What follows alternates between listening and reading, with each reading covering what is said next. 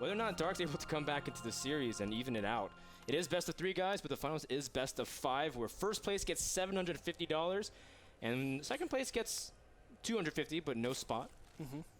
But you get a pat on the back. Okay, so if I had to rate those 2 players, I think both of them are actually phenomenal. I really like how Zerg opened that last game, not opting to get that third. Even though he lost his third base, I think before that, going into it, defending against the 2 racks and then playing it out with his mind games in the beginning, it was the better choice, and he really showed that he knew what he was doing. I think just something happened with his macro and it slipped. He didn't have enough Zerglings, but I do think he's a fantastic player. That being said, though, I think the StC overall is the better player here.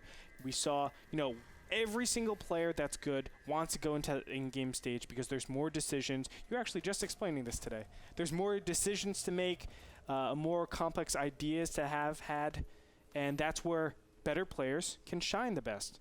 And I think the StC I was actually explaining this to Lauren because Lauren Lease is actually making a very strong concerted effort to learn more about actually the ins and out of the metagame. And she actually said something that was really good too. She was like, well, it's a proxy. Everybody knows about it already, so why is it considered a surprise these days?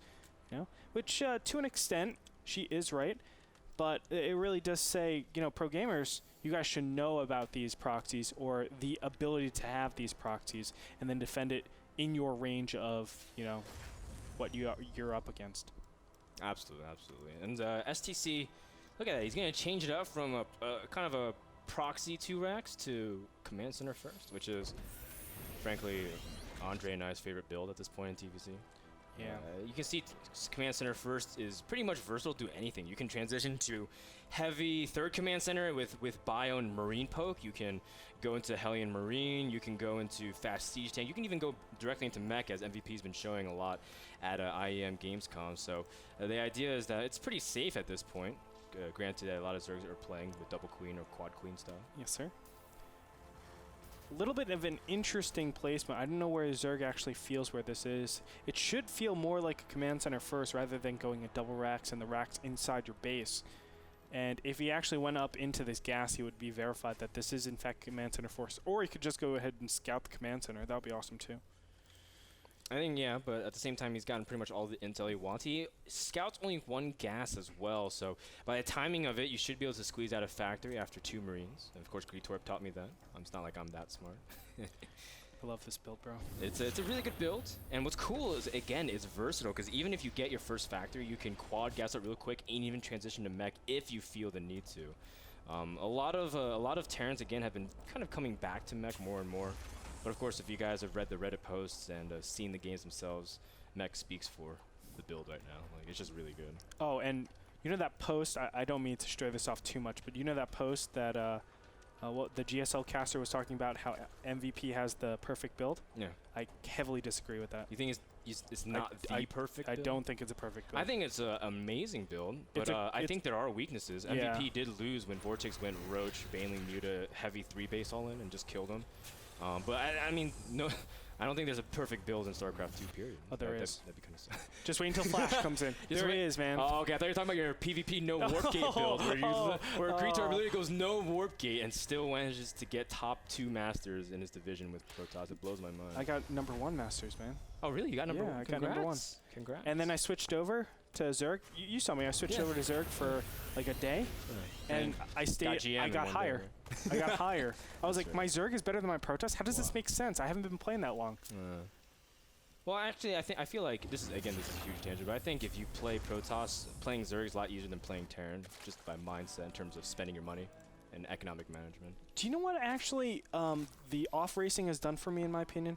It's allowed me to react to win in situations where I'm not used to it. Like, you know, there's zealots coming. My crisis management, I feel like, is a lot better. My ability to like do any build just on the fly is 10 times better, just because I have that familiarity with being unfamiliar and just doing it. Yeah, I totally know what you mean, and I think that's kind of the benefit of learning all the races. In fact, and that's why I really respect people who do.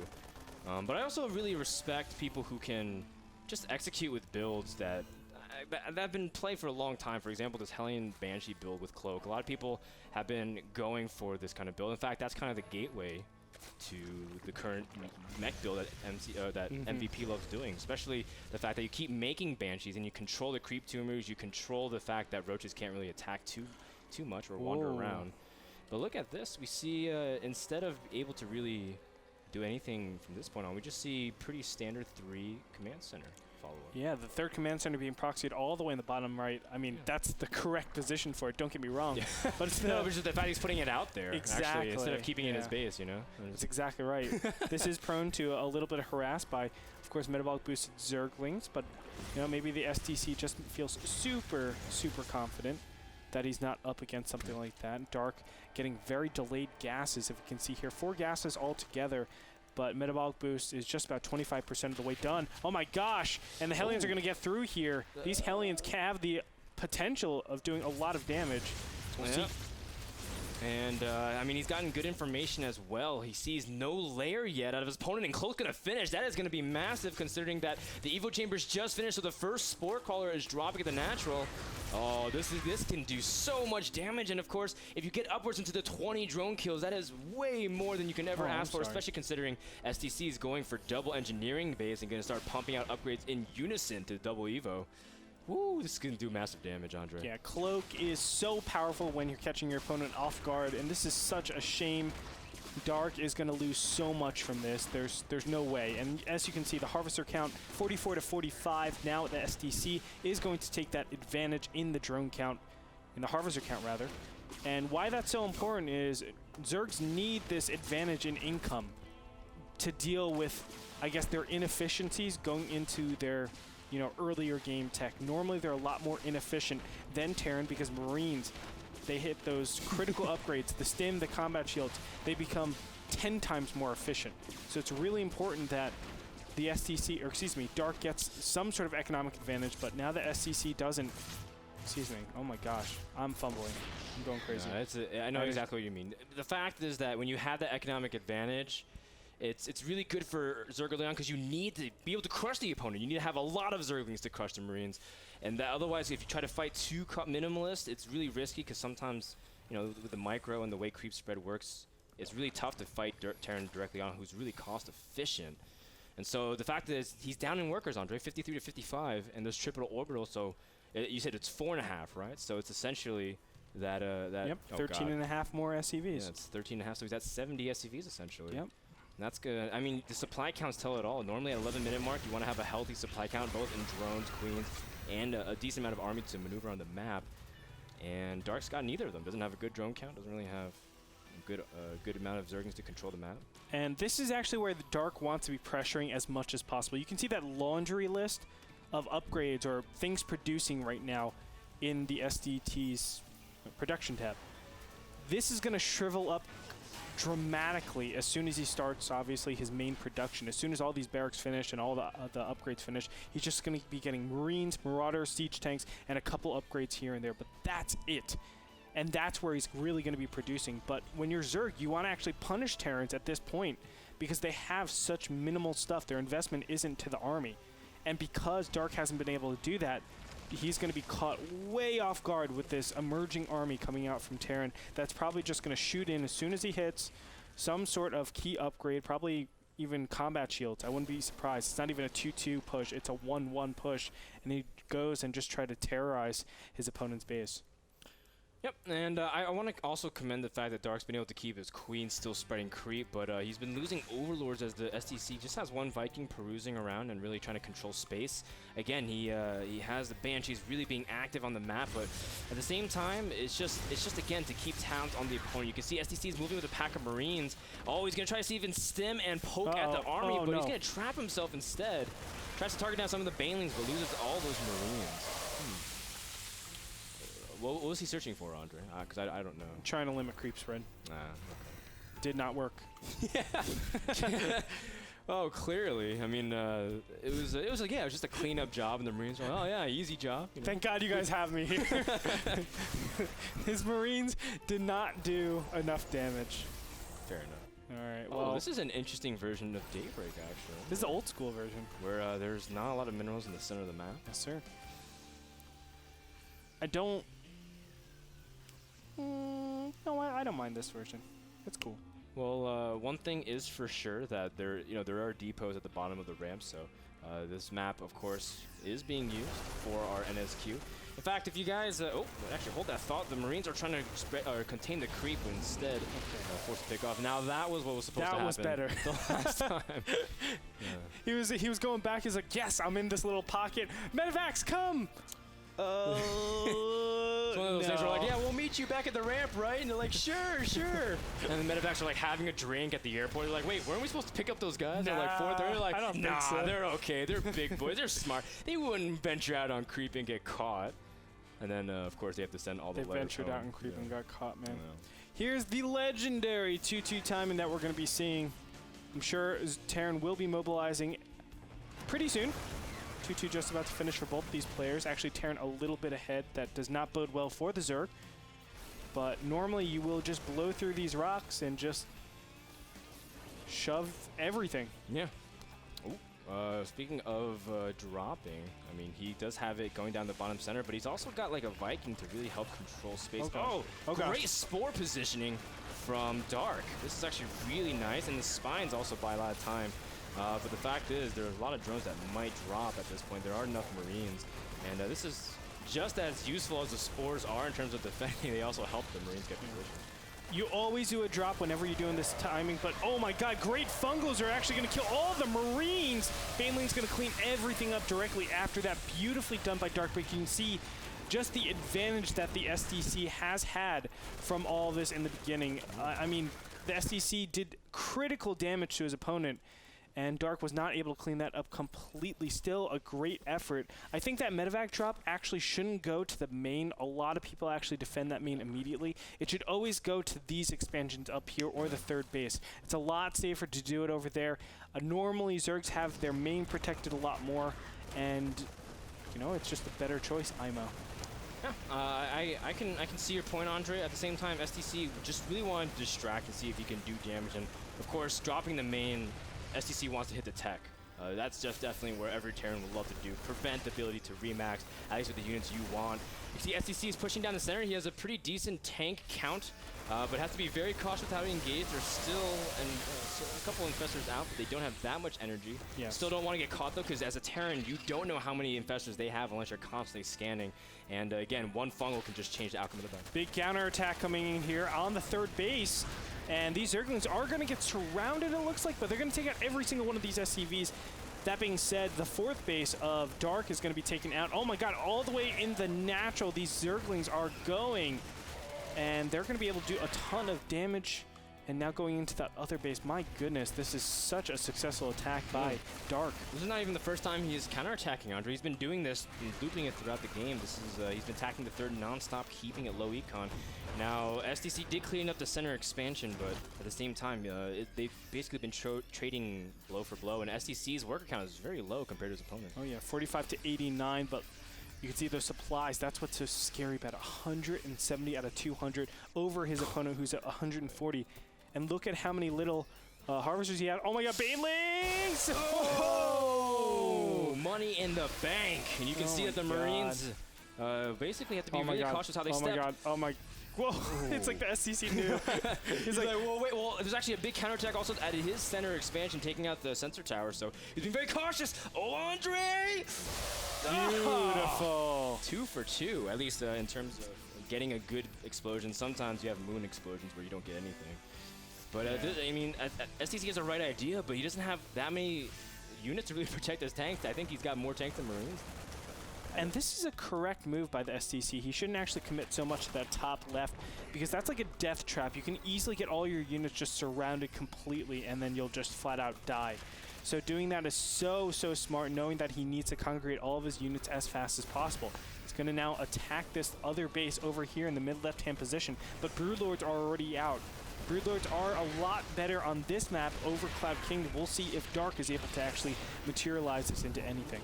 Yeah, and as long as you really can control the avenues, Broodlords are phenomenal, especially with that dead airspace. A couple of Vikings are in production, but once again, StC does not really have upgrades on them whatsoever.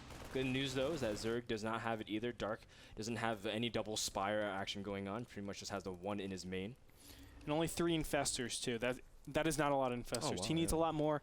Right now, if there is any engagements, Marines are actually a lot more powerful than you would think. And look at this, Cloak Banshee's going to get in here as well. Cloak Banshee actually to take out all the infestors. Where are the infestors? That being said, drop going down the bottom left-hand corner, top left-hand expansion being taken out, and the main army is just ravaging on. Will Terran be able to do anything about this? The Cloak Banshee also trying to snipe the infestors, really trying to whittle them down, and it looks like the Fungal does not finish him off. One infestor drops. Very key play indeed, as StC also cleans up the top left expansion and never truly committing to the battle until he's got enough Vikings and Marines a way to really deal with that army. And you're right, Slayer's Dark, where are his infestors? He has 97 drones and he's making 7 more. He's trying to contend with Rhett and Sen, man. He's like, huh, they're known for drones. Watch this. I mean, at this point, he doesn't really have time to really reactivate a good amount of Fungals, but only on the top half of the army. The fact that the other side of the army can really kite back and fight against the Broodlords. There's not really enough count of anti-air to deal with the Vikings either. And I'd say StC, even though he loses a huge part of his army, does manage to kill a huge amount of Zerg army as well. Yeah. Although StC did trade very inefficiently, I must say. Yes. I mean, look at the supplies, 107 to 164. There was a little bit too much of an overcommitment. And remember, going back to the income tab, he had to remake a lot of harvesters, 61 harvesters now in the field. So the StC really splitting his production a lot at this point in time. And of course, everything's taking to effect right now. StC probably need to wait a minute or 2 minutes if you want to actually attack like that. Get that bank up, get the ability to remax a little bit faster. But the fact of the matter is, when you're up against 104 harvesters to 63, that's a pretty tough thing to do. It's just absurd, actually, at that point, because there's just so many workers. You could do the thing what Sen does, just make 40 spines and cancel and have 100 drones and like a legitimate army supply. So you could see at this point, Dark does have a good, comfortable supply, but again, he doesn't have a lot of meat to the army. He's got 6 Broodlords and 12 Corruptors. We got 2 Infestors and a dozen Zerglings. That's not really a lot of ability to really buy time for your Broodlords to do damage. And StC, I mean, even though he hasn't been, optimizing his late game macro the best way, he still has good production to the point where, you can't keep trading unless you have a good gas count, and Zerg's never been able to, considering StC keeps killing space here. Oh my god. This top left-hand base is, taking a lot of damage that it really shouldn't be. Over in the left-hand side, that was attacked. The StC is doing all these little tiny moves just to buy him, like 30 seconds here, 30 seconds there, 20 seconds here. And it gets to a point where Zerg is giving the Terran enough time to actually react and get the right composition. And although the StC doesn't have it just yet, you can see it looks like just Marines and Vikings. Yeah, that's all it is, Marines and Vikings. It's not really the best. It still gives him a little bit more of a chance than if he obviously just attacked with the regular stuff. So I like what the StC is doing. And it's just right now. It really is just Marines and Vikings. I feel like he is outplaying his opponent, but it might stop right here with the fungal growths. Well, catch a huge amount of Marines, but he has to pretty much keep it up. He don't want to keep the Medivacs healing the Marines as much as possible. The Vikings also trying to get into the fray, targeting down a lot of Corruptors. The Broodlords are safe for now. No real answer to the Vikings at the moment because the Corruptors are trying to fight the Medivacs, but now starting to direct their attention, and the infested Terrans as well. And the StC has to fall back once again. After great protection of the Broodlords. Transfuses are going off. Very intelligently done. One thing, when you're doing those engagements, I know it seems like the Marines have to actually attack the Broodlords. No. Concentrate on killing those Corruptors. When you're going Marine Viking, the whole thing is actually to get some sort of air control, right? You haven't invested any into ground, knowing that your ground will be a little bit better afterwards. So go ahead, take out the Corruptors with the Marines rather than trying to take out both of them at the same time. I feel like the StC really missed out on that opportunity, but he might do something right here. I don't think so. I don't actually really like this position at all because he's kind of cornering himself accordingly. The Marines are trying to split, but even if they split, they can just run straight into more Broodlings. You can see Banelings detonate and connect onto those Marines, and StC, again, losing a huge chunk of his army, loses the tanks, and the Vikings are forced to kind of kite at this point, but StC still has a huge bank. The one thing that's kind of been going in his favor is that his economy is still very strong considering how many orbitals he has. But still, Slayer's Arc has been doing a very good job holding wave after wave, And the Broodlord count is getting higher, Andre. It's not actually even diminishing at this point. Yeah, he's just trading Corruptors. It's correct. I mean, he's trading Corruptors, and he's also trading his ground units for his air. That's awesome. I mean, we used to see a ton of Zerglings. Now we don't see as many Zerglings out in the field. Instead, it's Infestors, it's Corruptors, it's, of course, Broodlords. And, you know, the StC really isn't building on this composition. He needs these good trades. But the fact of the matter is, he had that really inefficient fight where he had a ton of Vikings. That was really the turning point for Dark. If Dark wins there, I think he wins the game, or at least goes into this with an advantage. If the StC, oh my god, the StC, if he wins there, I think he actually wins the game. It's unfortunate. It's just, I think, playing out, but we'll see if the StC is able to do anything a little bit clever. He's keeping up with the economy. Look at this. Oh. Actually, a drone, of all units, a drone blocking this. All right. Yeah, that's actually kind of funny, but you can see that StC does end up securing the bottom center. He loses the drop in the top, but I guess that's not the biggest of his concerns. Now, one thing that I haven't actually noticed, Andre, until just now is that StC has been playing at 2-2 with his Marines for the longest time. And the fact is... Dude, it's the 2-2 timing. No, that's a little 15-minute long, 2-minute timing. It's really tough. Yeah, man. Yeah, I know what you mean, though. It's just, it's tough for Terran to really fight with that upgrade disadvantage, especially considering how good Cracklings are with 3-3. StC has a double drop going to bottom, and he's taking out the command center as well, which will burn down. Which is really sad because he's just starting to make. Nice fungal on this medevac. Actually gets one of them. But over in the center, Andre, a huge attack. The Marines actually able to catch a lot of the Corruptors, but the Infestors are the big story as the tanks blew them up. The Vikings now targeting down the Broodlords. There's only a few Corruptors left, but at the same time, the Vikings are all clumped up, but it doesn't even matter because the Infestors are not doing anything. They're just letting the Vikings go. They're trying to keep the chain fungals now at this point, and finally starting to deal with the Vikings. The StC finally able to trade a little bit better, but man, that was still a very costly attack. Yeah, I think even though Dark loses his expansion right here, I think that's still an advantage for him. I think that was probably one of the worst fights he could have had. He took way too much losses from that because of those Infestors being so inactive. It's because of that drop in the bottom left-hand corner that actually confused me for some reason. I missed all of the army actually pushing forward. Apologize for that, but the StC is trading pretty inefficiently. Units lost tab, you can see it, 3,000 resources more for, you know, Terran over Zerg, and I would say that the Infestor count is still brilliant. 17 Infestors. That means he doesn't have to make any more Infestors from here on.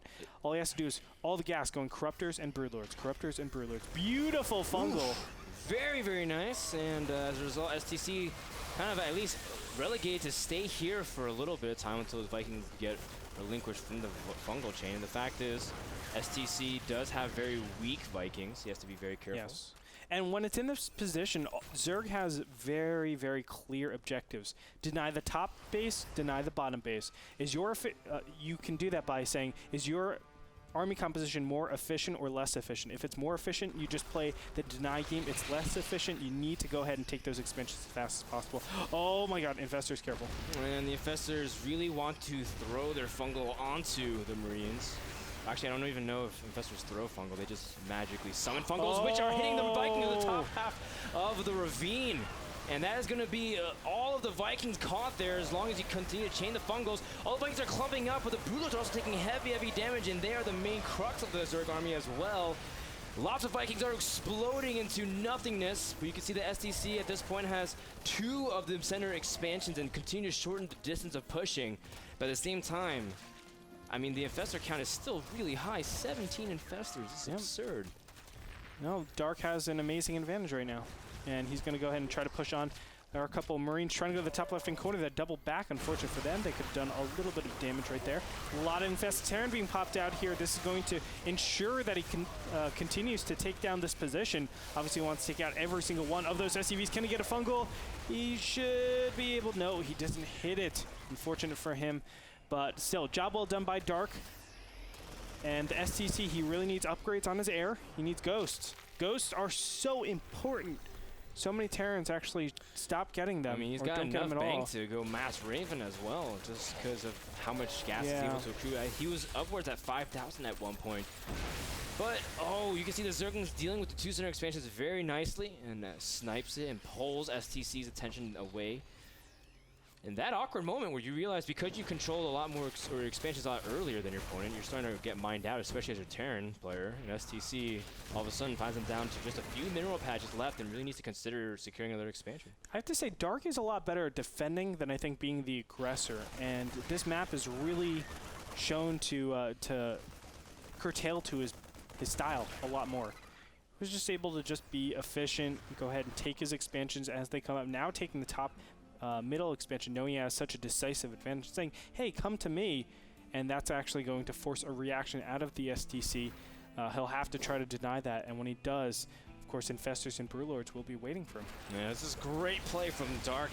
I really have to commend him for his ability to continually defend and trade very efficiently, as the resources lost tab is very much in favor of Zerg as opposed to Terran. StC trying to control, again, the zone before his expansion. He needs this expansion, Andre. He's pretty much mined out. He's transitioning all of his SCVs to this one base. But at the same time, Zerg is also starving as well. It's not like Dark has a lot going on for him economically either. Yeah, so that is a problem, of course. Marines are going to try to deny this top middle, but the fact of the matter is he can hold positions a lot easier with Brewlords, of course. And there needs to be some sort of huge tech switch. I mean, you've seen it before. The invincible army of just battle cruisers, Vikings, Ravens. Yeah. You know, the Throwing Sky a couple Terran. Thors here and there. Sky Terran's so good, man. I'm just thinking of QXD's post of like, here's the Raven sucks and here's why.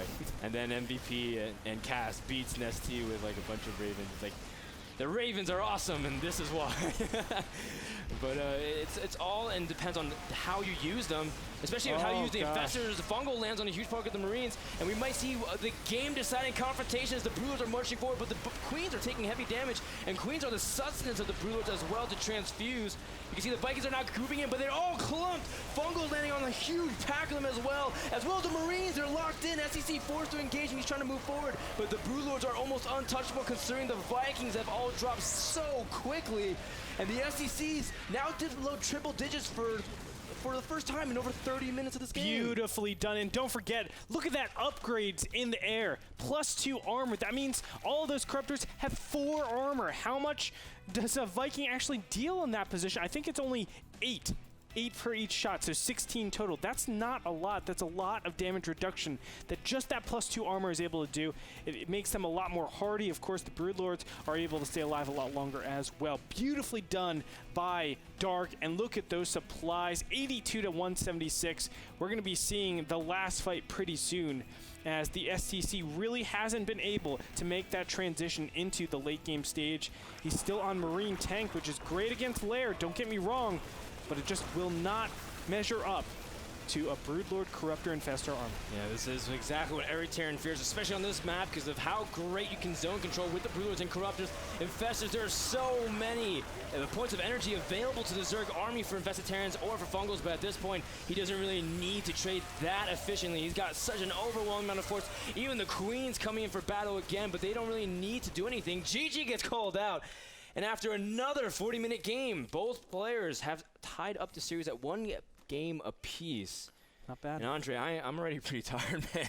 There's been so much back and forth, and it was one of these games where it wasn't like both are kind of sitting there waiting for each other to attack. I'm sorry,